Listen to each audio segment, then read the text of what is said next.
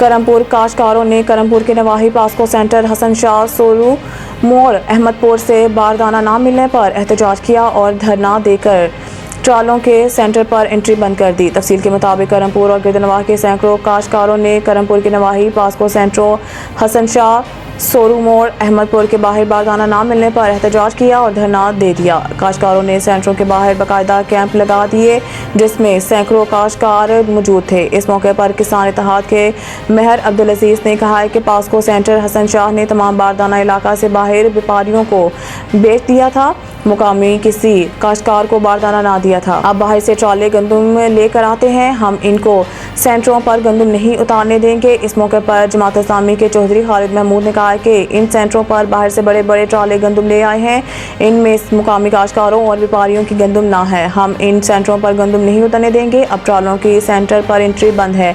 काश्तकारों ने कहा कि बारदाना मिलने तक एहतजाज जारी रहेगा और सेंटरों पर बाहर से कोई ट्राला गंदम नहीं उतारेगा। इस मौके पर सैकड़ों काश्तकार मौजूद थे और सेंटरों के बाहर सड़कों पर गंदम से लोड ट्रालों की बड़ी तादाद मौजूद थी जो बाहर से गंदम लेकर आए थे।